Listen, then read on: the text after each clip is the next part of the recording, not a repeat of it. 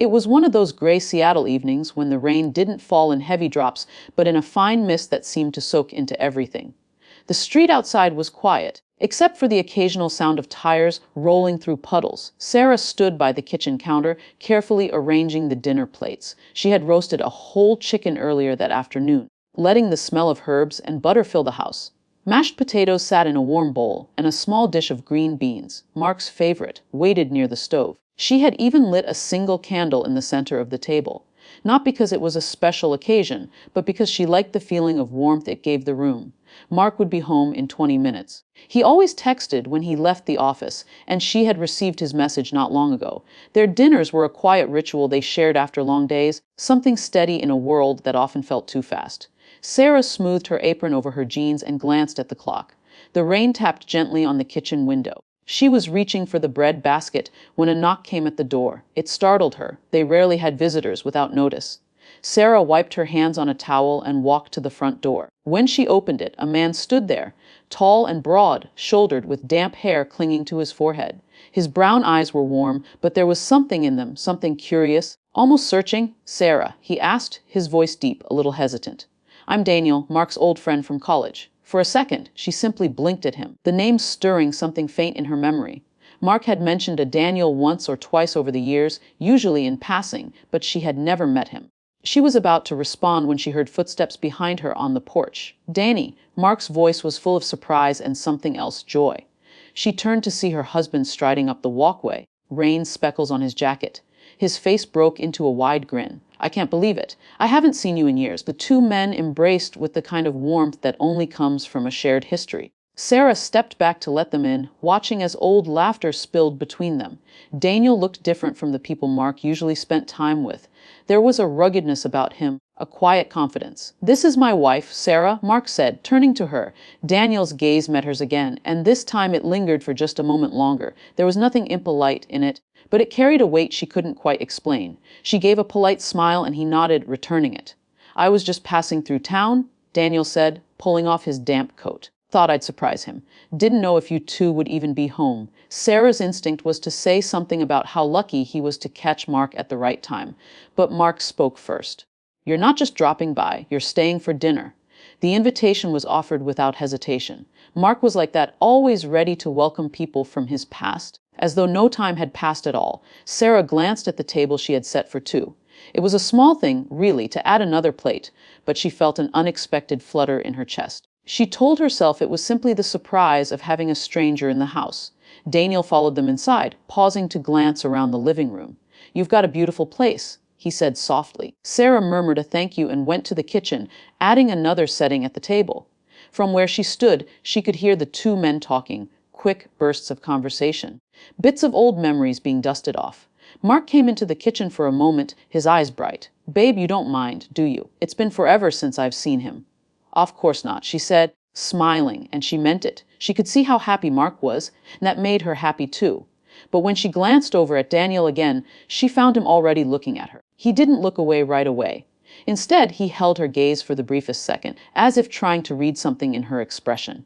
It was strange, familiarity without having met before. Sarah busied herself with pouring water into the glasses. She could hear the rain growing heavier outside, the soft hum of the candle flame on the table, the low murmur of the men catching up. She told herself this was just another evening, just dinner with an old friend of her husband's. And yet, as Daniel's quiet voice drifted in from the next room, she felt as though the night ahead might be anything but ordinary. Dinner began with the sound of rain pattering harder against the windows, the kind of steady rhythm that made the house feel even warmer inside.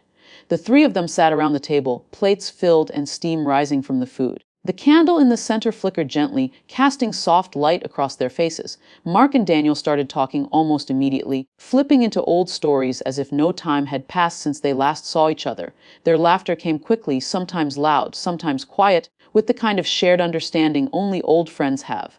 Sarah listened while cutting into her chicken, smiling at their easy back and forth. Mark told a story about the time he and Daniel had borrowed a beat-up van in college to drive all the way to California just to see a concert. "Moo barely made it there," Mark said, grinning. "The van broke down twice, and Danny had to push it uphill while I tried to steer." Daniel laughed, shaking his head. You're forgetting the part where you left me behind at that gas station because you were too busy talking to the girl at the counter." Mark groaned, rubbing his forehead. "I knew you'd bring that up." Sarah laughed along with them, but she couldn't help noticing that whenever Daniel spoke, his eyes often drifted toward her. Not in a way that made her uncomfortable, at least not exactly, but in a way that felt deliberate. His gaze was calm, steady, as though he was studying her in between the words of their conversation. When she spoke, even if it was just to offer more mashed potatoes or comment on the rain outside, Daniel's attention shifted fully to her. He leaned forward slightly, listening closely, as if her voice was the most interesting part of the room. About halfway through the meal, Mark's phone buzzed loudly on the table. He glanced at the screen and sighed. "It's work. I should take this. Might be about tomorrow's meeting." He excused himself and stepped into the living room, his voice fading as he answered the call. The sound of his conversation became a low murmur in the background, leaving Sarah and Daniel alone at the table. For a moment, there was only the sound of rain outside and the quiet clink of cutlery.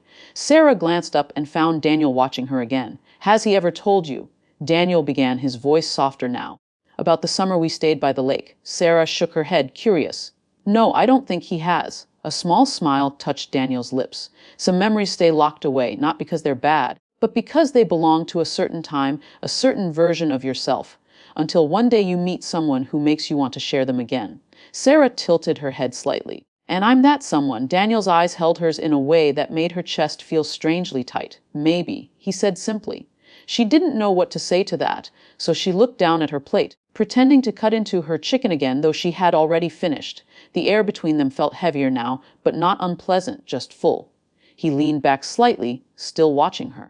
"That summer was one of the best times of our lives. Mark and I had no plans, no responsibilities. We stayed in a small cabin, fishing during the day, sitting by the fire at night. Sometimes we'd go swimming in the dark when the moon made the water silver. It felt like the whole world was ours." Sarah tried to picture it, the younger versions of her husband and this man across from her, laughing by the water, their skin sun warmed, their days unhurried. It was a side of Mark she didn't know, and part of her wondered why he had never shared it with her. Daniel's voice softened even more. "There's something about those days you never get back. You just carry them, waiting for a moment when they mean something again." Sarah swallowed, unsure why his words felt like they were meant for more than just a story. "You make it sound almost magical," she said quietly. He smiled faintly. It was, and maybe still could be, in its own way. Before she could ask what he meant, Mark's voice came closer from the living room. "All right, I'll handle it tomorrow." "Thanks." He ended the call and stepped back into the dining room, the easy grin returning to his face as he rejoined them. "What did I miss?" Mark asked, picking up his fork again. Daniel leaned back, the faintest trace of something unreadable in his expression. "Oh, nothing important. Just telling Sarah about the lake." Mark chuckled. "Ah, the lake." Had some wild times there, but Sarah noticed he didn't go into details. Instead, he moved on to another story about their college band, one where Daniel had played guitar and Mark had tried to sing. The two of them laughed again, but Sarah found her mind still lingering on Daniel's words and the way he had looked at her when he spoke them. She told herself it was nothing, just an old friend sharing memories. Still, there was something in the way his voice had dropped, something in the way his gaze seemed to reach past the surface. The candle flickered. The rain kept falling. And though the conversation moved on, Sarah felt that a quiet thread had formed between her and Daniel, thin, almost invisible, but impossible to ignore. By the time dinner plates were cleared, the warmth of the food had been replaced by a different kind of warmth, the quiet, almost electric energy that Sarah couldn't quite name. She could feel it without even looking directly at Daniel, as if his presence had settled into the air itself. Mark was back to his usual cheerful self, telling more stories while sipping the last of his coffee. But for Sarah, the conversation had become a blur. She was too aware of every time Daniel's voice dipped lower, too aware of the way she could sense his movements without seeing him. After they finished eating, Mark leaned back in his chair and said, "I'll just check on that email I mentioned earlier. Should only take a few minutes." Sarah nodded, watching as her husband disappeared into his home office. His footsteps faded down the hall, leaving only the soft hum of the dishwasher and the gentle drumming of rain against the windows. She began stacking the plates, grateful for something to do with her hands. But as she turned toward the kitchen, she nearly jumped. Daniel was already there, gathering the glasses before she could reach for them. "You don't have to help," she said quickly. "I know," he replied, setting the glasses by the sink, "but I want to."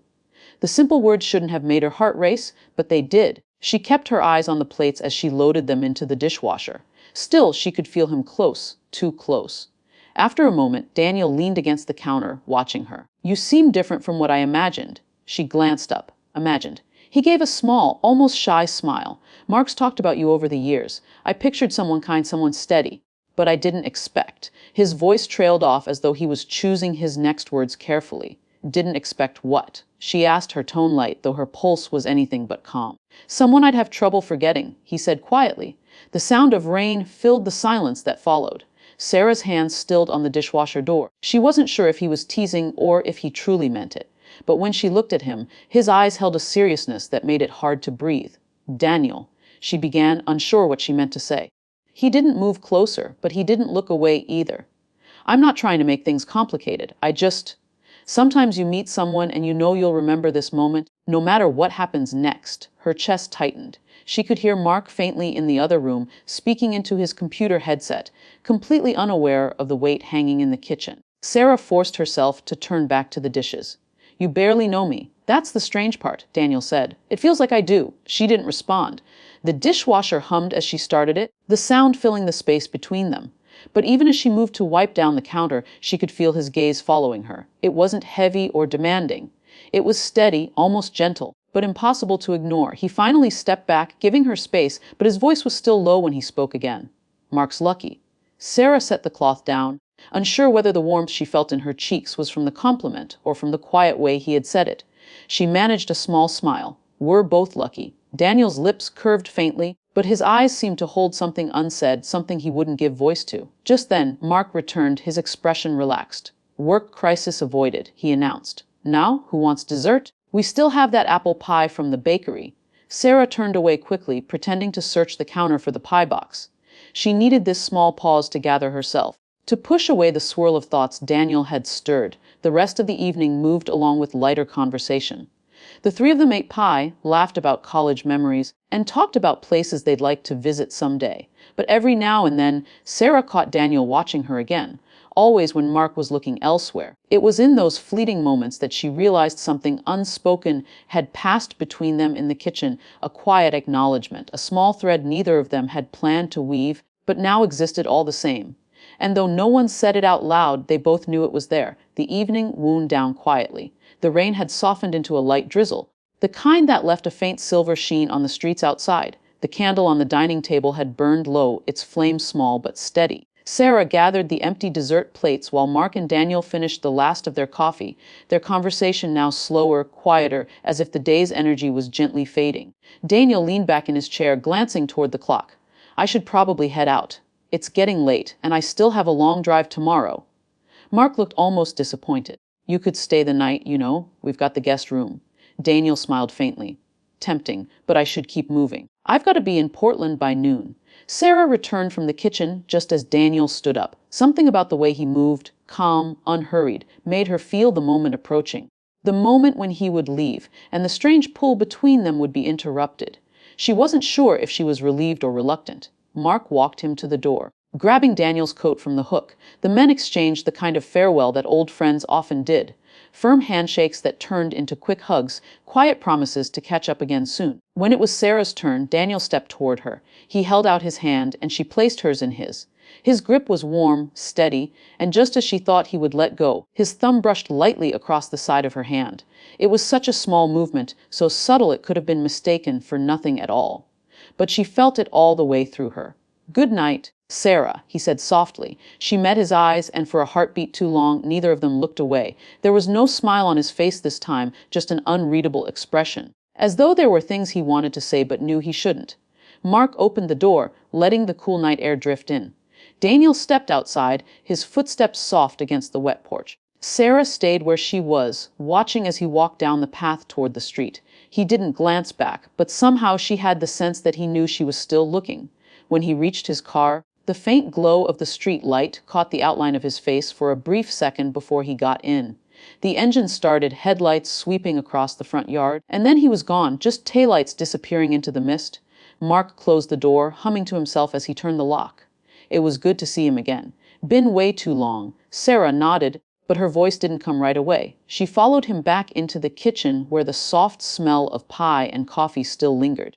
Mark began talking about how they should plan a weekend trip to visit Daniel sometime. She smiled faintly, answering in short sentences, though her mind was somewhere else entirely. When Mark disappeared into the bedroom to change, Sarah lingered by the kitchen counter. The house was quiet again. She could hear the rain tapping against the glass, the low hum of the refrigerator. She set her hand lightly over her chest and realized her heart was still beating faster than normal.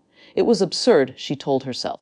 Daniel was just an old friend of her husband's, a polite guest, a man she had known for only a few hours.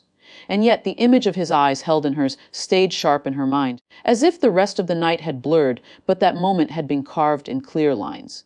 She thought of the way his voice had softened at the table, the way he had looked at her when Mark wasn't watching, the way his thumb had brushed her hand like a quiet secret. Sarah turned off the light in the kitchen, letting the darkness settle. She walked slowly toward the bedroom, but even as she moved, she felt that the night wasn't quite over.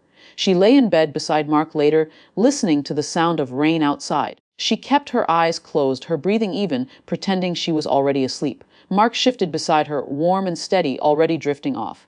But Sarah stayed awake in the darkness. She found herself replaying small pieces of the evening like scenes from a film she couldn't stop watching. Daniel's first glance at the door, his voice in the kitchen, the unspoken wait in the space between them. She knew it was foolish to hold on to such things. By tomorrow, Daniel would be miles away, back to his own life. Weeks might pass before they heard from him again, perhaps months, maybe never. And yet she had the quiet, certain feeling that no matter how much time passed, this night would not simply fade. It would stay, like the aftertaste of something bittersweet, like the scent of rain that lingers after the clouds have gone. She didn't know what it meant, and maybe she never would. But she knew she would remember.